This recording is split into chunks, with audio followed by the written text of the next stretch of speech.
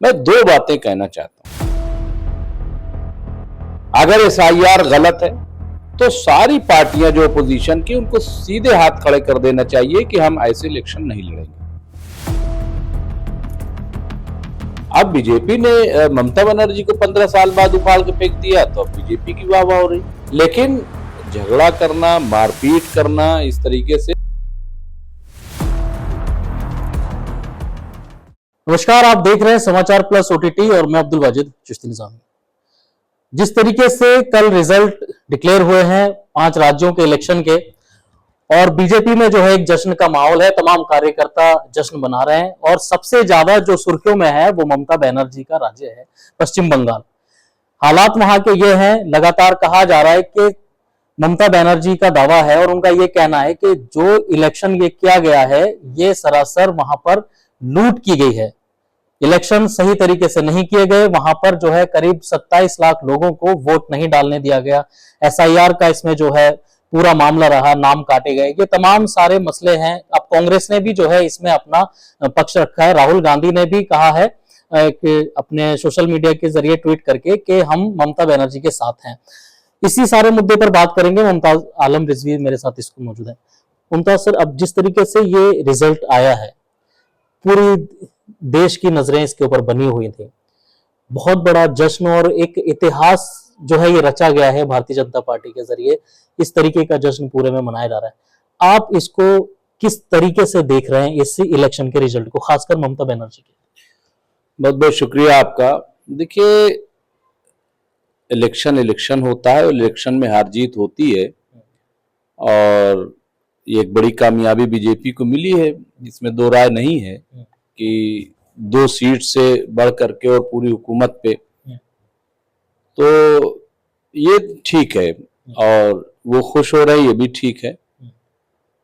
लेकिन ये कि 5 राज्यों की जब आप बात कर रहे हैं तो 5 में आप ये देखिए कि 2 रियासतें इनके हिस्से में और एक पे कांग्रेस पार्टी केरलम में, और दूसरा आप देखिए कि तमिलनाडु में एक नई पार्टी, विजय की पार्टी, वो जीत गई। पुदुचेरी भी मिला जुला आप उसको मान लीजिए, खैर वो इतना बड़ा इशू नहीं है। बंगाल में चूंकि बीजेपी लगातार काम कर रही थी, लगातार उसकी एक कोशिश थी कि किसी तरीके से बंगाल हमें हासिल हो जाए, बंगाल में हमारी जीत हो जाए। और आपने देखा 2 सीट से पहले वो 76-77 सीटों पे पहुंचे थे 2021 में, और इस बार उन्होंने जिस तरह से कोशिश की और जो उनके दावे थे, पूरा माहौल, यानी हर वो काम कि जो उन्हें जीत दिला सकता है वो सारा काम उन्होंने किया, तो ये उनकी जीत है। अब ये कि राहुल गांधी ममता बनर्जी के साथ है या ममता बनर्जी राहुल गांधी के साथ, ये सब ठीक है। मैं 2 बातें कहना चाहता हूं। अगर एसआईआर गलत है तो सारी पार्टियां जो अपोजिशन की उनको सीधे हाथ खड़े कर देना चाहिए कि हम ऐसे इलेक्शन नहीं लड़ेंगे। पूरे देश में ये ऐलान कर दें कि कोई इलेक्शन हम ऐसे नहीं लड़ेंगे इस बेईमानी से। ईवीएम का यही मामला है कि अगर ईवीएम में धांधली हो रही है, घपलेबाजी हो रही है, तो फिर ईवीएम को भी बाइकाट कर दे कि हम ईवीएम के साथ चुनाव मैदान में नहीं जाएंगे।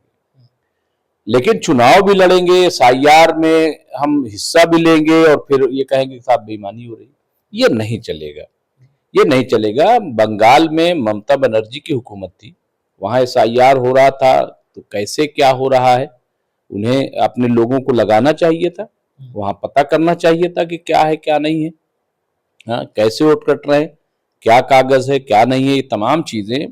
तो मुझे ऐसा लग रहा है सुप्रीम कोर्ट गया है मामला, ये सब है, लेकिन मैं कह रहा हूं कि अगर वाकई ये गलत है तो इसका फिर बाइकाट होना चाहिए, क्योंकि बाद में रोने से कुछ नहीं होता है। हाँ। अब वहां पर जो वीडियोस वायरल कुछ हो रही हैं ट्विटर पर इस तरीके की कि जो टीएमसी के कार्यकर्ता थे उनको भारतीय जनता पार्टी के कार्यकर्ता जो है उनको वहां पर मार रहे हैं।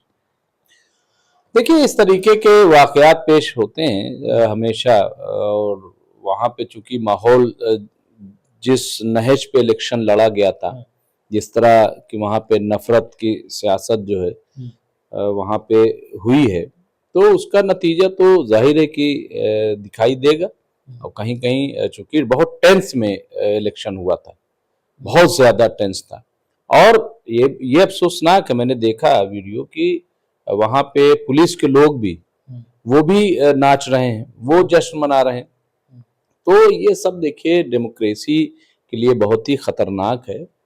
इलेक्शन हुआ, बहुत अच्छी बात है, हार जीत होती है।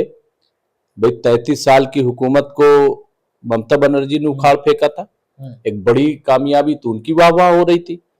अब बीजेपी ने ममता बनर्जी को 15 साल बाद उखाड़ के फेंक दिया, तो अब बीजेपी की वाह वाह हो रही। लेकिन झगड़ा करना, मारपीट करना, इस तरीके से मैं एक दो वीडियो अच्छे भी देखे हैं। मैंने ये देखा है कि बीजेपी के लोग हैं और मुस्लिम निकल रहे हैं, तो उन्हें रास्ता दे रहे हैं कि भाई नहीं आप जाइए, और कोई किसी तरीके कोई वो नहीं। तो ऐसी भी तस्वीरें हैं। अब ये काम देखिए एडमिनिस्ट्रेशन का है अभी वहां पे, कि मुझे ऐसा लग रहा है कि जिस तरह से इलेक्शन कराया गया और 2.5 लाख के करीब सेंट्रल फोर्सेस लगा करके, तो उसी तरीके से पुलिस फोर्स और तमाम लगा करके कहीं दंगा फसाद या ना हो। हमने देखे कि घर भी जलाए जा रहे हैं, दुकानें भी, ऑफिसेज भी। ये बहुत ही खतरनाक है, इसको मणिपुर नहीं बनने देना चाहिए, मेरा अपना ख्याल है। अब जिस तरीके से वहाँ मुख्यमंत्री की दावेदारी में है, उनका बयान भी शायद आपने सुना होगा। उनका बयान है कि टीएमसी को सिर्फ मुसलमानों ने वोट दिया है और हम जो जीते हैं वो बहुसंख्यक वोट से, हिंदुओं के वोट से जीते हैं, तो इसलिए हम हिंदुओं के लिए ही काम करेंगे। ये सब कहने की बात होती है, ये सब बयानबाजी होती है। ऐसा कुछ नहीं होता है। क्योंकि स्कीम, मान लीजिए सड़क बनेगी, तो क्या 2 सड़कें बनेगी कि एक मुसलमान चलेगा तो उसको टूटी फूटी बना दो। अभी शपथ पहले लेने से पहले इस तरीके की बयानबाजी होती है। देखो जब हार जीत होती है, जब हमने बताया कि ऐसा माहौल हो जाता है ना, तो इस तरह की चीजें होती हैं। इसमें बहुत ज्यादा ना घबराने की जरूरत है, ना परेशान होने की जरूरत है। जब इलेक्शन ही इसी तरीके की बयानबाजी पे हुआ है, इलेक्शन में ही जब नंगा नाच हुआ है, तो भाई ये बताइए 15 साल बाद ममता बनर्जी का किला को ढा दिया, तो जब किला इस तरीके से ढाया जाता है तो फिर थोड़ी बहुत घटनाएं जो है होती हैं। लेकिन हम उम्मीद करते हैं कि बीजेपी और ख़ासतौर से जो मरकज़ में बैठे लोग हैं, वो बंगाल को अच्छे तरीके से आगे बढ़ाएंगे और वहाँ किसी तरीके के वाक़यात नहीं होने देंगे, हम ऐसी उम्मीद करते हैं।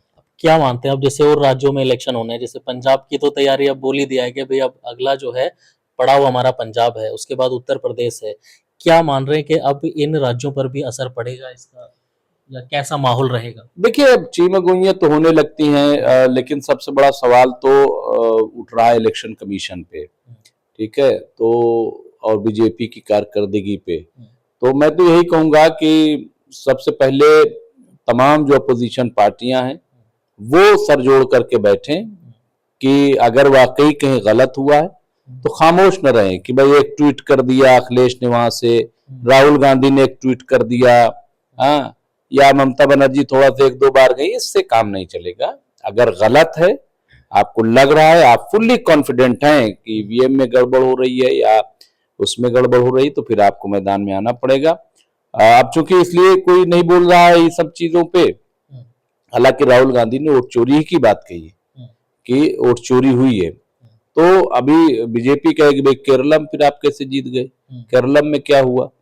तो इस तरह की चीजें हैं। मैं कह रहा हूं हार या जीत, कहीं किसी की हार हो कहीं किसी की जीत, अगर ये डाउट है और ये हो सकता है जैसा कि लोग कह रहे हैं, तो फिर उस पे पूरा मूवमेंट खड़ा होना चाहिए और उस पे खुल्लम खुल्ला बात होनी चाहिए।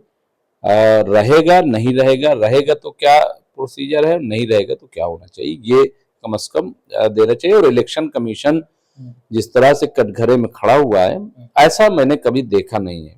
इलेक्शन कमीशन को भी चाहिए कि वो थोड़ा से कम से कम कुछ तो डेमोक्रेसी का और जमहूरियत का पास और लिहाज रखे।